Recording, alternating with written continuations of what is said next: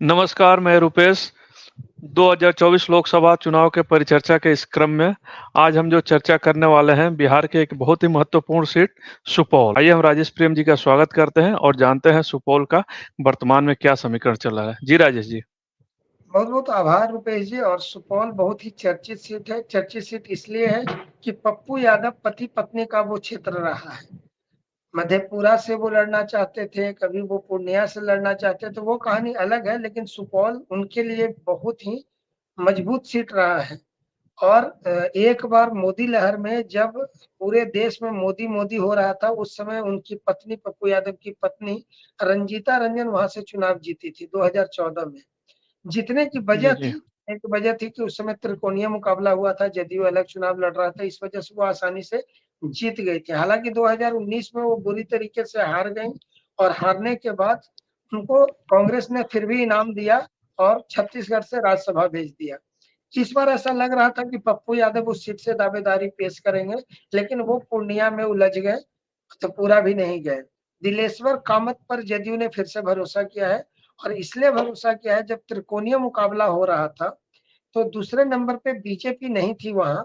वहां पर दूसरे जी नंबर जी। पे दिलेश्वर कामत थे 2014 में, और बीजेपी के कैंडिडेट तीसरे नंबर पे चले गए थे, रंजीता रंजन जीती। 2019 में दिलेश्वर कामत यहाँ से आसानी से जीत गए थे और बुरी तरीके से रंजीता रंजन की हार हो गई थी। जी उसी का इनाम मिला है 2014 का, कह लीजिए 2019 का, कह लीजिए 2024 में दिलेश्वर कामत को इनाम मिला।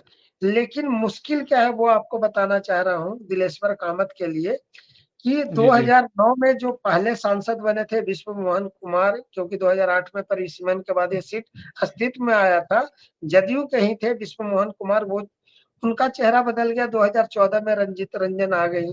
रंजीत रंजन जी। के बाद 2019 में दिलेश्वर कामत आ गए।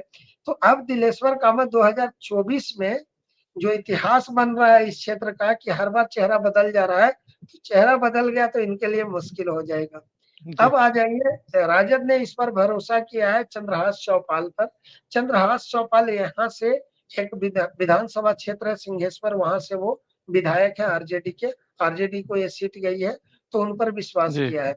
दोनों के बारे में थोड़ा थोड़ा मैं बताना चाह रहा हूँ कि दिलेश्वर कामत के लिए मुश्किल यह है कि यह जो क्षेत्र है ये बाढ़ प्रभावित क्षेत्र है, नेपाल से लगता हुआ इलाका है। कोसी नदी का यहाँ भयंकर प्रकोप होता है हर एक साल। तो उस मामले में कोई बड़ा काम उन्होंने नहीं किया है, तो इस वजह से आम जनता में थोड़ी नाराजगी है, क्योंकि 40% आबादी को बाढ़ के मौसम में, बाढ़ के समय पलायन करने के लिए मजबूर होना पड़ता है, जो कि एक बड़ी आबादी है। तो इस क्षेत्र में ज्यादातर लोग इस वजह से नाराज हैं। दूसरी बात, दिलेश्वर कामत के लिए जो मुश्किल है वो चंद्रहास चौपाल के लिए आसान बनाता है, वो है जातीय फैक्टर। यहाँ पर सबसे ज्यादा अगर किसी जाति का वोट है तो नंबर 1 पे यादव है, नंबर 2 पे मुस्लिम है।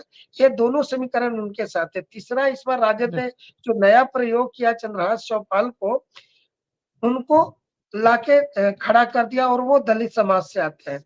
तो दलित का वोट, मुस्लिम का वोट, यादव का वोट जातीय समीकरण में उनको बहुत मजबूत करता है।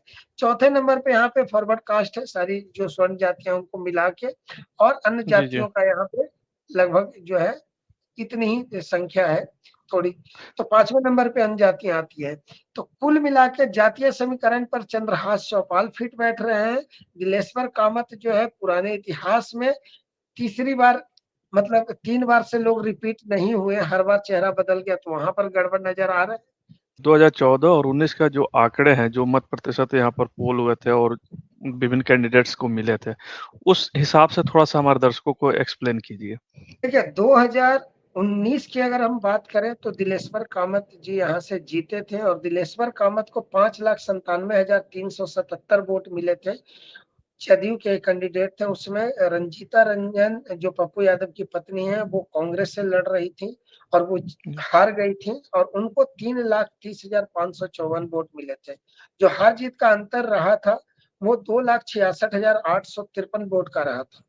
अगर जी 2014 की बात करते हैं तो 2014 में रंजीत रंजन कांग्रेस की जीती थी, और उनको 3,32,927 वोट मिले थे। वह दूसरे नंबर पे उसमें तिलेश्वर कामत ही रहे थे, उनको 2,73,255 वोट मिले थे। कमेश्वर चौपाल उस समय चुनाव लड़ रहे थे, बीजेपी के थे, उनको 2,49,693 वोट मिले थे और हार जीत का अंतर जो दिलेश्वर कामत और रंजीता रंजन के बीच में रहा था वो 23,562 वोट का रहा था। राजेश जी, बहुत सटीक आपने जो जानकारी दी, इसके लिए आपको बहुत बहुत धन्यवाद।